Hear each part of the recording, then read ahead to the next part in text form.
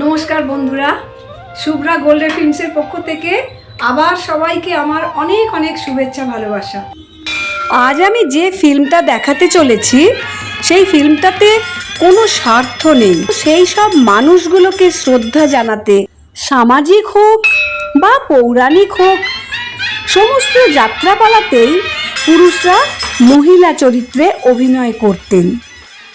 হ্যাঁ, এমন একটা দিন ছিল যখন আমাদের এই রক্ষণশীল সমাজে অভিনেত্রী হবার কথা কেউ স্বপ্নেও ভাবতে পারতেন না। অভিনেত্রী খোঁজার জন্য এদিক ওদিক ঘুরে বেড়াতে হতো, এমনকি প্রস্টিটিউট এলাকাতেও। কিন্তু সেই সময় কিছু পুরুষ অভিনেতা এগিয়ে আসেন। অনেক অসম্মান, অনেক কষ্ট, অনেক অনুশীলন, অনেক অভাব অনটনের মধ্যেও এই মহিলা সেজে অভিনেত্রীর জায়গাটা পূরণ করতে এসেছিলেন এইসব পুরুষ রানীরা। দাড়ি গোঁফ চেঁচে ফেলে, কণ্ঠস্বর মিহি করে পুরুষের কথা বলা, ভ্রুভঙ্গি করা বা সলজ্জ ভঙ্গিতে হাঁটা চলা করা, এসব কিন্তু খুব সহজ কথা নয়।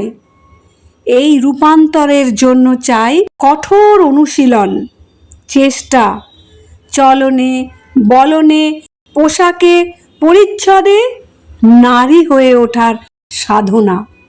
শুধু অভিনয় নয়, নাচ গানেও তারা ছিলেন অসম্ভব পারদর্শী। তখন এরা ছিলেন সত্যিকারের রানী।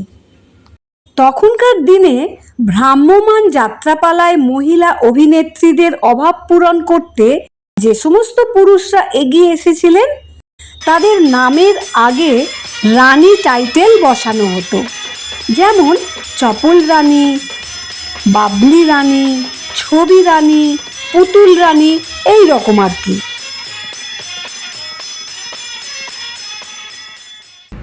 সত্যিকারের কথা বলতে কি, যে তৎকালীন এত ভালো অভিনয় হতো, এই সুন্দরভাবে এই মন্থরা চরিত্রে অভিনয় করেছি, দর্শকরা অভিভূত। ভালো করে খাও। তখন আমি পই পই করে বারণ করলুম, কিছুতেই আমার কথা শুনলে না গা। হ্যাঁ, সাত তাড়াতাড়ি রামকে যুবরাজ করে দেবার আয়োজন করছে। সেখানে থাকলে এখান কি হতে পারতো? ওরা কি করলে গা? সাত তাড়াতাড়ি রামকে যুবরাজ করে দেবার জোগাড় করছে। গিরিরাজপুরে একটা খবর দেবো, সেই সময়ও তো নেই। ওরে বুড়ো ঘাসের মোড়া ড্যাগরা, তোর রামের বিষয়টিকে হোক, তোর কৌশল্যার বানাতে চাই বলুন। গোবিন্দ বলো মন, গোবিন্দ বলো। দরদ একেবারে উঠলেই উঠলো দেখছি। ওই তোমার বুড়ো স্বামী আসছে, দেখো। বুড়ো স্বামীর চোখে জল দেখে যেন গলে যেও না, মনে থাকে যেন একবারে রামের 14 বছর বনবাস, অন্যবারে ভরতের রাজ্যাভিষেক, কথাটা মনে থাকে যেন। সাবধান, খুব সাবধান, সাবধান, খুব সাবধান, খুব সাবধান, খুব। আমার জীবনে আমি অনেক অভিনয় করেছি। মন্থরা, আমার মন্থরা যখন কুঁজি সাজি, সে অভিভূত। আমার কি কুঁজেতে এমন লাঠি, জুতো, লাঠি মেরে কি বলবো, আমার তখন ভয় ধরে যেত। হ্যাঁ, ভাবতেই পারতাম না যে আমি সত্যি মানে একটা চরিত্রে অভিনয় করছি। মায়ায় মোহিত জগৎ তাই মহামায়া, নামটি আমার, আমার মায়ায় মোহিত জগৎ তাই মহামায়া, নামটি আমার, আমার মায়ায় মোহিত জগৎ। পেশাদের মা ঘরে আছো? ও পেশাদের মা, কে গো বাচ্চা তুমি? কি গো বাচ্চা তুমি?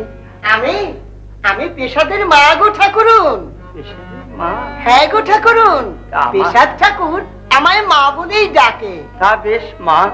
শোনো বাচ্চা, আমি পেশাদের ধর্ম মা, তাই এই দুর্দিনে তোমাদের জন্য চাল ডাল আনাজপত্র আর বৌমার জন্য কাপড় শাঁখা সিঁদুর আলতা এইসব নিয়ে এসেছি। ঘরের ভেতর ধামাটা তোলো দেখি বাচ্চা, এই না। তা তোমরা কে মা? বাগদি। কি গো ও। বাচ্চা, বাগদির মেয়ের জিনিস বলে ঘেন্না হলো নাকি? ও কি কথা মা, তুমি পেশাদি ধর মা। আজ এই দুর্দিনে নিরন্নদের অন্ন তুলে দিতে তুমি ছুটে এসেছো। তুমি যে জাতি হও না কেন, আমার চোখে তুমি দেবী। ভক্তিমতী সিদ্ধেশ্বরী, ভক্তের বোঝা বইতে আমি যে বড় ভালোবাসি। প্রসাদ প্রসাদ সঙ্গীত সাধনার মধ্যেই তুই আমার করুণা লাভ করেছিস। ওরে ভক্ত সন্তান, তোর গান শুনতে আমি যে বড় ভালোবাসি।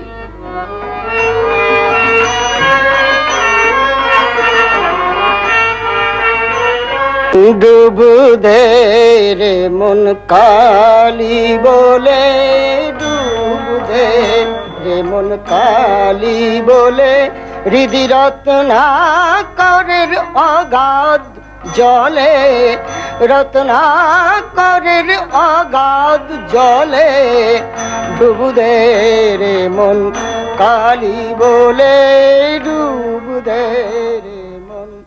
যাত্রাতে বর্তমানে মহিলা চরিত্র আসার ফলে আপনারা যারা পুরুষ মহিলা সাজতেন তাদের অবস্থাটা কেমন হয়েছে? বর্তমানে ভালো নয়, কারণ মেয়েরা আসার পর তাদের ছেড়ে দিতে হয়েছে। কারণ এই জগতে যারা মেয়ে ছেলে করেছে তার মধ্যে একমাত্র ফণীবাবু ছাড়া সবাই চলে গেছেন। একমাত্র আমি একটু গান জানি বলে আমি গাইয়ের পোস্টে আছি। আর যারা ফিমেল চরিত্র অভিনয় করতো তারা কেউই নেই যাত্রা জগতে। মহিলা চরিত্রে অভিনয়ের পথটা বেছে নিলেন কেন? কারণ তখনকার দিনে ব্যালে গ্রুপ ছিল, তার মধ্যে থেকে এই ছেলেদের বেছে নেওয়া হতো যাদের মেয়ে ছেলে সাজলে ভালো লাগবে বা ভালো দেখাবে, এই তাদের মেয়ে চরিত্র শিখিয়ে মেয়ে ছেলের অভিনয় করা হতো। এই কারণে আমি ফিমেল লাইনে এসেছি। অভিনয় করার সময় দর্শকরা আপনাকে কেমন ভাবে নেয়? তারা ভুলে যেত যে আমরা বেটা ছেলে। শুধু তাই নয়, আমি এই যখন উত্তরা করি কতগুলো ছেলে এসে তারা আমাকে পরীক্ষা করেছেন।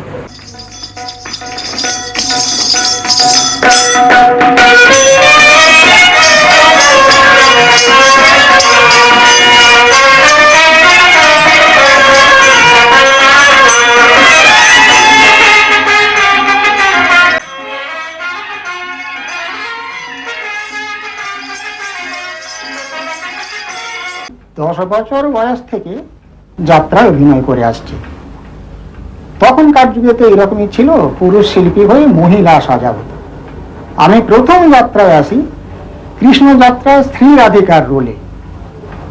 তারপর পরপর 25 বছর যাত্রা অভিনয় করেছি শুধু মহিলা শিল্পী হিসেবে।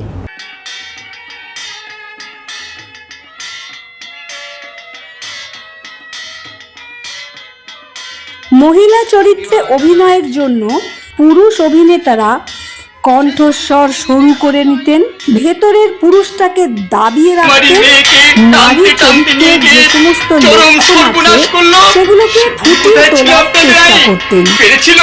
পেরেছিল কি আমার এই কুমারিত্বের মর্যাদা রাখতে আপনাদের আইন নামক শব্দটি? পারিনি, তাই আমি চরম শাস্তি দিয়েছি।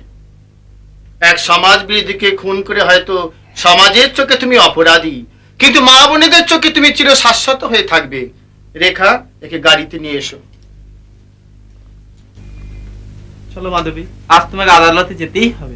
হ্যাঁ, যেতেই তো হবে। সন্ধ্যাবেলায় সাজের প্রদীপ দেওয়া নারীদের শেষ পরিণতি দেখো কি আপনারা নীরব দর্শক হয়ে থাকবেন? সেবা করে কি বা পেলাম? অত্যাচারের বিচার হলাম, তাই এবার আমরা আইন হাতে নিলাম। মাধবীর চরিত্রে অভিনয় করলাম। আমার নাম নন্দদুলাল অধিকারী। আমি এই যুগে মেয়ে সেজে আসছি, জানি না কতদূর কি হবে। আমরা এখন বেকার, যদি কোনো জায়গায় কোনো কাজের ডাক আসে তাহলে আমরা যাই, না হলে সম্পূর্ণ আমরা এখন বেকার। ছেড়ে দে, ছেড়ে দে, সবাই মিলে আমাকে জোর করে ধরে রাখতে না। না রে মধু, না, তুই আমার কাছে থাক।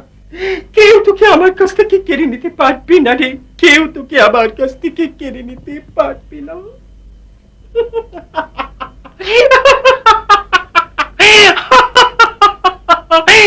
তখন তারা রানী শব্দটি পেয়ে যেতেন প্রাপ্য টাইটেলের মধ্যে।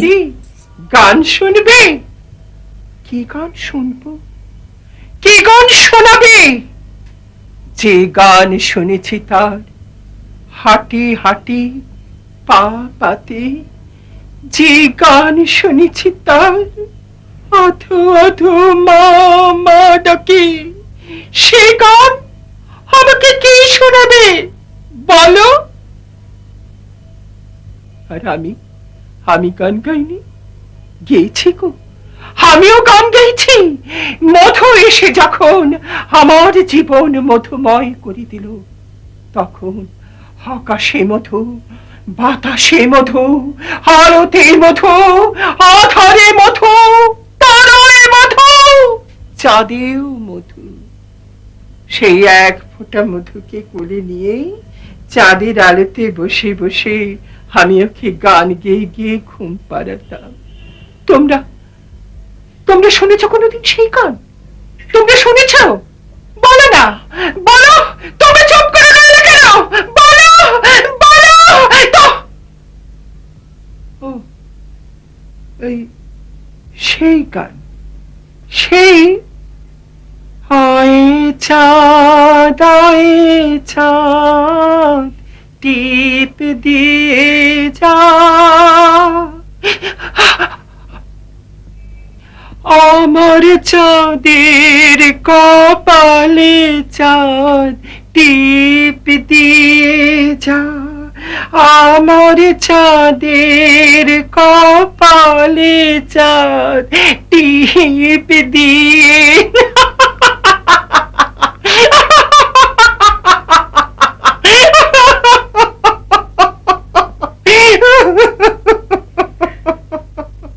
চকুল ভাদুরী, আমি যে অংশের অভিনয়টি করলাম নারী চরিত্রের অভিনয়, ওটি হচ্ছে নবরঞ্জন অপেরার মাইকেল মধুসূদনের বিখ্যাত পালা মাইকেলের মা জাহ্নবী দেবী।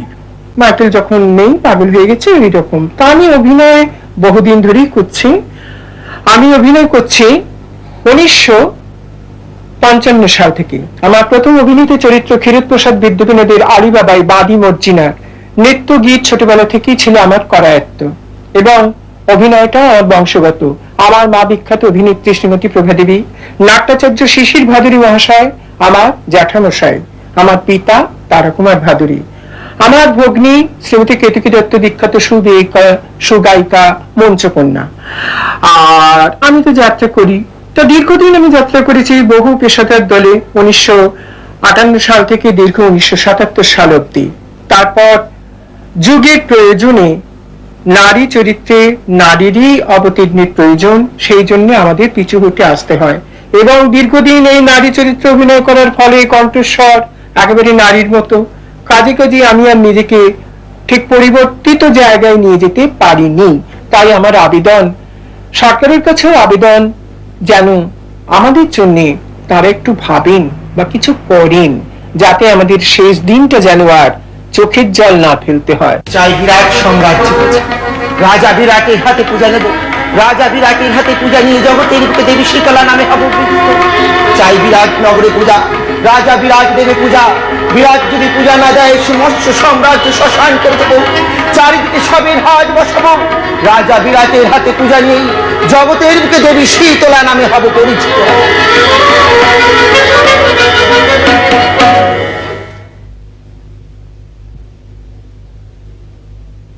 শাড়ি বলেই তোর মেয়ে হওয়া যায় না, আমাদের এই জীবনে সাজতে হয়। তাই সর্বপ্রথম আনার প্রয়োজন আমাদের মধ্যে নারীত্বের ভাব। কেমন করে মেয়েরা চলে, তাদের কথা বলা, তারা কি করে স্বামীকে খেতে দেয়, কি করে মাথায় ঘোমটা দেয়, কি করে বাচ্চাদের আদর করে, এগুলো আমাদের বিশেষভাবে লক্ষ্য করতে হয়। এগুলো যদি লক্ষ্য না করি, তাহলে অভিনয় আমাদের কখনোই সাফল্য হবে না। শুধু শাড়ি পরে আর মেয়ে সেজে অভিনয় করতে গেলে যদি আমি পুরুষের মতন চলি, তাহলে সেই অভিনয় তো কখনো সাফল্য হবে না। তাই সর্বপ্রথম প্রয়োজন আমাদের মধ্যে বিশেষ করে নারীত্বের ভাব আনা। আমি 13 বছর বয়সে অভিনয় করতে আসি, আর এখনো পর্যন্ত ফিমেলি অভিনয় করে যাচ্ছি। আর আমার মন প্রাণ ধ্যান জ্ঞান সব আমি যাত্রা বা অভিনয় এর মধ্যেই রেখেছি। আমি গভর্নমেন্ট সার্ভিস পেয়েছিলাম, ছেড়ে দিয়েছি এই যাত্রা অভিনয় করব বলে। বা আমার মনে ওই ধারণা যে আমি যতদিন বেঁচে থাকবো বা পাবলিক বা দর্শক যতদিন আমায় নেবে ততদিন আমি ফিমেল সেজে অভিনয় করব। মেয়ের সাজার আমার এতটুকু ইচ্ছে নেই। আজকে সেই সমস্ত পুরুষ রানীদের অনেকেই হয়তো মারা গেছেন, কিন্তু তাদের বংশধরেরা রয়েছেন ভীষণ একটা অসুবিধের মধ্যে। কারণ তাদের বাবারা ছিলেন বা তাদের হাজব্যান্ডরা ছিলেন পুরুষ রানী। অনেক অসম্মান, অনেক অভাব অনটনের মধ্যে তারা কিন্তু এই অভিনয়টা চালিয়ে গেছেন।